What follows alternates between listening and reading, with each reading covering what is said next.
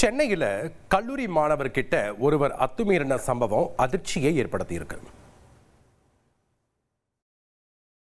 Chennai central அருகே பேருந்தில் பயணம் செய்த கல்லூரி மாணவியிடம் தகாத முறையில் நடந்து கொண்ட நபர் கைது செய்யப்பட்டுள்ளார்.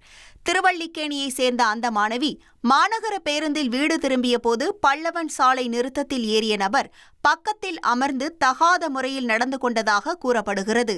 தப்பிக்க முயன்ற மாணவியின் கையை முறுக்கிய அவர் தகாத வார்த்தைகளிலும் பேசியதாக தெரிகிறது. மாணவி கூச்சலிட்டதை அடுத்து பேருந்து ஓட்டுநர் உடனே திருவல்லிக்கேணி காவல் நிலையத்தில் வாகனத்தை நிறுத்தி பயணிகள் உதவியுடன் அந்த நபரை போலீசாரிடம் ஒப்படைத்தார். விசாரணையில் அவர் மண்ணடியை சேர்ந்த ராமு என்பது தெரியவந்தது. அவர் மீது பெண்கள் வன்கொடுமை தடுப்பு சட்டத்தின் கீழ் போலீசார் வழக்கு பதிவு செய்து கைது செய்தனர். இனி செல்லும் இடமெல்லாம் செய்தி. தந்தி டிவியின் வாட்ஸ்அப் சேனலை ஃபாலோ பண்ணினா செல்ல இருக்கும் இடமெல்லாம் செய்தி. இதோ QR கோட் இப்பவே ஸ்கேன் பண்ணுங்க, ஃபாலோ பண்ணுங்க.